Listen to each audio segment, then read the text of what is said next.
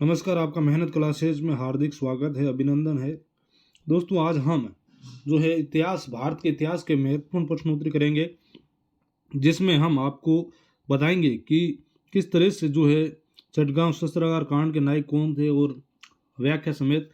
और आप चैनल पर नए हो तो इस चैनल को मेहनत क्लासेज को लाइक और सब्सक्राइब जरूर कर अपने दोस्तों के बीच शेयर करें। तो साथियों, पहला सवाल है आपके स्क्रीन पर। चटगांव शस्त्रागार कांड के नायक कौन थे?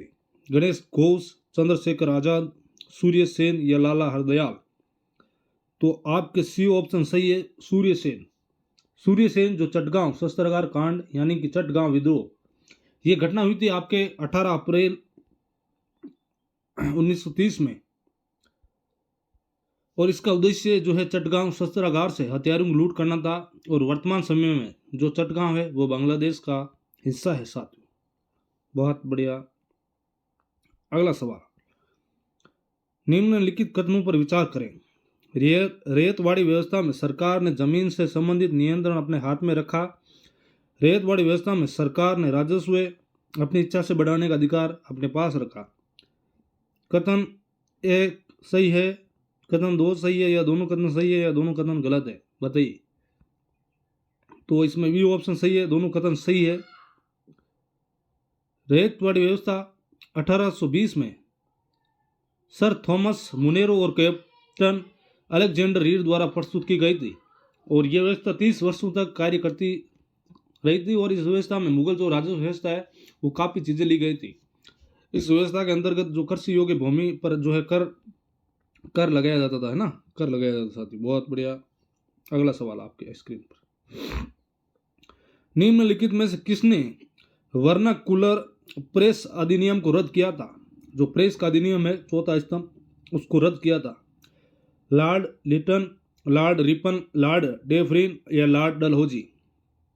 तो इसमें बी ऑप्शन सही है, लॉर्ड रिपन ने जो है वर्नाकुलर जो प्रेस एक्ट है 1878, कौन सा 1878, जो तत्कालीन वायसराय लॉर्ड लिटन द्वारा पेश किया गया था। और इस अधिनियम के द्वारा जो भारत की जो प्रेस की अभिव्यक्ति या स्वतंत्रता कह सकते हैं वो सीमित करने का प्रयास किया गया था। और इस अधिनियम के तहत भारतीय जो प्रेस है वो ब्रिटिश सरकार की आलोचना को रोकने का प्रयास किया गया था। क्या साथियों, जो भारतीय प्रेस द्वारा ब्रिटिश की जो है सरकार आलोचना करती थी उस टाइम में। और ये अधिनियम जो है 14 मार्च 1878, कब किया गया? 14 मार्च 1878। बहुत बढ़िया जवाब, 1878 के पास किया गया। इस अधिनियम के तहत सरकार के जो पास जो सेंसरशिप थी वो काफ़ी उसके अधिकार होते थे। और सरकार की जो प्रेस की गतिविधियों पर वो जो कड़ी नज़र रखती थी। इस अधिनियम के परिणाम को देखते हुए जो लॉर्ड रिपन है उसने इस अधिनियम को जो है निरस्त कर दिया था, वर्नाकुलर प्रेस एक्ट अधिनियम को। अगला सवाल, फेथ इज ए बैटल किसकी जीवनी है? मोहम्मद अली जिन्ना की, खान बहादुर गफार खान की, मौलाना अब्दुल कलाम की, या इनमें से कोई नहीं? बताइए साथियों, आपके पास समय है, बताइए। तो इसमें बी ऑप्शन सही है, खान अब्दुल गफार खान, है ना, बी ऑप्शन सही है, खान अब्दुल गफार खान। जो faith is a battle Abdul Gaffar Khan की जीवनी है। और इस पुस्तक को जो है लिखा था डीजी तेंदुलकर ने, है ना। बहुत बढ़िया जवाब। अगला सवाल, नीचे दिए गए कथनों का अवलोकन करो। नंबर 1, वे कैथोलिक चर्च द्वारा संत की उपाधि से विभूषित की जाने वाली पहली भारतीय महिला कौन थी? 2009 में उनकी स्मृति में भारत सरकार ने सिक्के भी जारी किए थे। 16वीं सदी में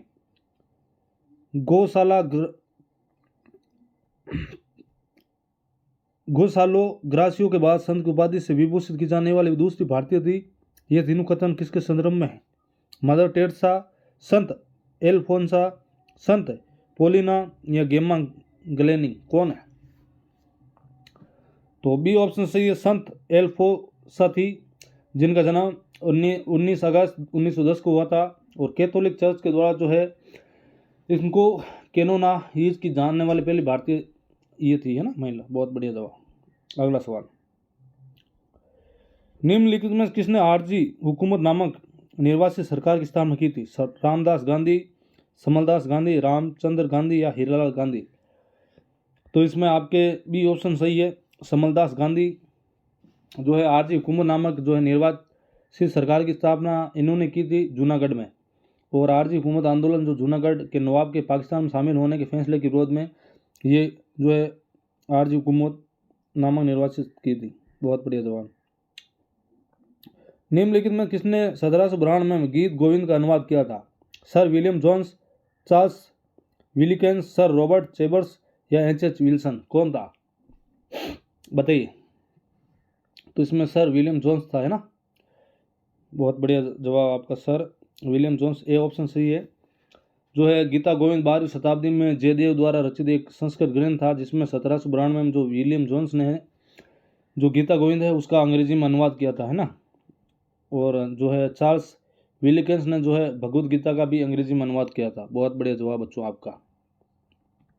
अगला सवाल,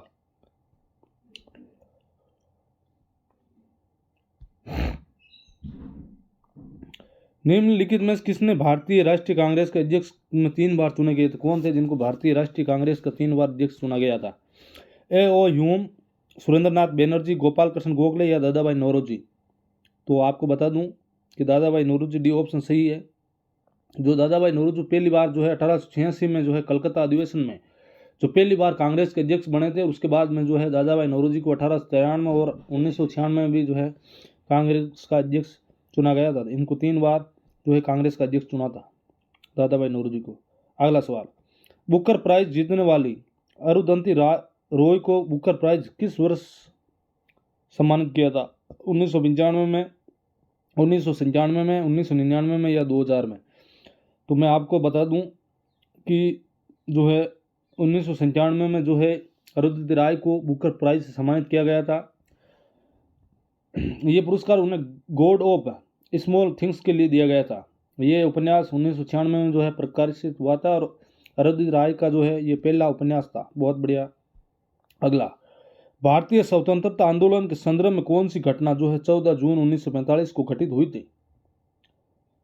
कैबिनेट मिशन प्लान पेश किया गया था, वेवेल प्लान प्रस्तुत किया गया, लॉर्ड माउंटबेटन प्लान प्रस्तुत किया या अंतरिम सरकार की स्थापना की गई थी? तो बी ऑप्शन सही है, वेवेल प्लान जो है प्रस्तुत किया गया था 1945 में। और ये योजना शिमला में जो है पेश किया गया था और इसमें शिमला सम्मेलन भी इसको कहा जाता है, वेवेल योजना को, है ना। इस सम्मेलन में जो वायसराय और भारतीय नेताओं के बीच एक बैठक हुई थी और इसके तहत योजना के तहत जो है एक कार्यकारी परिषद के सभी सदस्य जो है वो भारतीय चुने जाने का जो है प्रस्ताव 20 में रखा गया था। अगला सवाल, 27 मार्च 1668 में ईस्ट इंडिया कंपनी ने बॉम्बे को किससे लीज पर लिया था? ब्रिटिश साम्राज्य, स्पेन, पुर्तगाल या फिर फ्रांस। कौन था? तो ए ऑप्शन से ब्रिटिश साम्राज्य। 21 मार्च 1668 को चार्ल्स द्वितीय ने 10 पाउंड के वार्षिक शुल्क पर जो है बॉम्बे को ब्रिटिश ईस्ट इंडिया कंपनी को स्थानांतरित कर दिया गया था। याद रखना, 21 मार्च 1668 को जो चार्ल्स दूसरे द्वितीय थे उनको 10 पाउंड में वार्षिक शुल्क पर जो है बॉम्बे को ब्रिटिश इंडिया के हाथों दे दिया था। अगला सवाल, ब्रिटिश काल में सर्वोच्च न्यायालय कौन सा होता था? Federal court, presidency supreme court, privy council या इंग्लैंड का सर्वोच्च न्यायालय? बताइए। तो सी ऑप्शन सही है, इसमें प्रिवी काउंसिल की स्थापना जो है 1 मई 1708 को की गई थी। 1 मई 1708 है ना, याद रखना 1708 को की गई थी और एक प्रकार का जो है अपीलीय न्यायालय होता था। अगला सवाल, ब्रिटिश भारत का पहला वित्त मंत्री किसे माना जाता है? उन्होंने द इकोनॉमिस्ट पत्रिका और स्टैंडर्ड चार्टर्ड बैंक की स्थापना की थी। James Wilson, Alexander Hamilton, Henry Bailey या थॉमस वाइज। कौन था? बताइए। तो ए ऑप्शन सही है, इसमें जेम्स विल्सन को जो है इकोनॉमिक्स पत्रिका और स्टैंडर्ड चार्टर्ड बैंक की स्थापना करने का श्रेय जाता है। और इनका जन्म जो है 3 जून 1805 को स्कॉटलैंड में हुआ था। उन्होंने 1843 में द इकोनॉमिस्ट पत्रिका की शुरुआत की थी और 1853 में जो है चार्टर्ड बैंक की स्थापना की थी। ये याद रखना। अगला सवाल, इनमें से किसकी स्थापना इंपीरियल रिकॉर्ड विभाग के रूप में की गई थी? राष्ट्रीय संग्रहालय कलकत्ता, भारतीय पुरातत्व सर्वेक्षण, सेंट्रल रेफरेंस लाइब्रेरी या राष्ट्रीय अभिलेखागार? बताइए। तो डी ऑप्शन सही है, राष्ट्रीय अभिलेखागार, जो इंपीरियल रिकॉर्ड विभाग के रूप में की गई थी। इंपीरियल रिकॉर्ड की स्थापना जो है 1891 में कलकत्ता में की थी, याद रखना साथियों। वर्तमान में इससे राष्ट्रीय अभिलेखागार नेशनल आर्काइव्स ऑफ इंडिया कहा जाता है और इसका मुख्यालय जो है भारत की राजधानी दिल्ली में है। इनमें से किस पुरस्कार की स्थापना सबसे अंत में की गई? दादा साहब फाल्के अवार्ड, भारतीय ज्ञानपीठ अवार्ड, अर्जुन अवार्ड, राजीव गांधी खेल रत्न अवार्ड? तो डी ऑप्शन सही है। इसमें राजीव गांधी खेल रत्न अवार्ड की जो है पुरस्कार की सबसे अंत में घोषणा की गई थी और अर्जुन पुरस्कार की स्थापना जो 1961 में की गई थी। उसके बाद में भारतीय ज्ञानपीठ अवार्ड की स्थापना 1962 में की गई थी। दादा साहब फाल्के पुरस्कार की स्थापना जो है 1969 और द्रोणाचार्य अवार्ड 1985। राजीव गांधी खेल रत्न की स्थापना जो है 1991-92 में की गई थी। बहुत बढ़िया जवाब। अगला सवाल, ओरिएंटल वॉर यानी पूर्वी युद्ध का सबसे प्रसिद्ध नाम क्या था? Caucasian War, Crimean War, Great Northern War, War for the Sixth Coalition? क्या था? बताइए आप। तो इसमें बी ऑप्शन सही है। इसमें याद रखना क्रिमियन वॉर है ना। बहुत बढ़िया जवाब आपका बच्चों। ये अक्टूबर 1853 से फरवरी 1856 के बीच में हुआ था, क्रिमियन वॉर यानी पूर्वी युद्ध। इस युद्ध में जो है ओटोमैन साम्राज्य, फ्रांस, ब्रिटेन, सार्दिनिया की जो है संयुक्त सेनाओं ने रूस को हराया था। याद रखना साथियों। बहुत बढ़िया जवाब आपका है ना, बहुत बढ़िया जवाब। अगला सवाल आपके बीच में, 1996 में संयुक्त राष्ट्र की 50वीं वर्षगांठ के अवसर पर यूनेस्को में किस भारतीय के नाम पर सहिष्णुता व अहिंसा को बढ़ावा देने के लिए पुरस्कार गठित किया? आगा खान तृतीय, दीनशाह ईरानी, घनश्याम दास बिरला या मदनजीत सिंह? डी ऑप्शन सही है। इसमें जो है मदनजीत सिंह थे, जिनका जन्म 16 अप्रैल 1924 को ब्रिटिश भारत के लाहौर में हुआ था और इन्होंने जो है स्वतंत्र आंदोलन में भाग लिया और आज़ादी के बाद उन्होंने भारतीय विदेश सेवा में प्रवेश किया और कई देशों में इन्होंने अपनी सेवाएं दी थी, मदनजीत सिंह जी ने ना। अगला सवाल, कौन सा संगठन स्वतंत्रता आंदोलन के दौरान अनुशीलन समिति की शाखा के रूप में उभर कर सामने आया? भारतीय राष्ट्रीय कांग्रेस, राष्ट्रीय स्वयंसेवक संघ, होम रूल आंदोलन, हिंदुस्तान रिपब्लिक एसोसिएशन?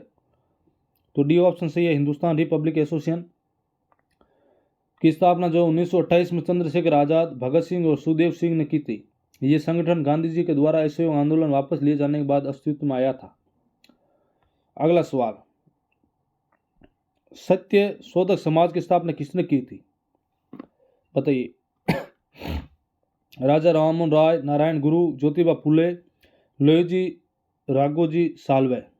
कौन थे? तो सी ऑप्शन सही है, ज्योतिबा फुले थे। इनके सत्य शोधक समाज की स्थापना इन्होंने की थी 24 सितंबर 1873 में की थी, है ना। याद रखना तारीख है ना, 24 सितंबर 1873। इसका मुख्य उद्देश्य जो है वंचित वर्ग को मुख्य धारा में जोड़ने से था। अगला सवाल, all India trade union Congress में किस वर्ष विभाजन हुआ? 1920, 1925, 1929 या 1935? तो सी ऑप्शन सही, 1929 में हुआ था। All India trade union Congress की स्थापना 31 अक्टूबर 1920 को की गई थी। ये भारत के सबसे पुराने ट्रेड यूनियन में से एक था।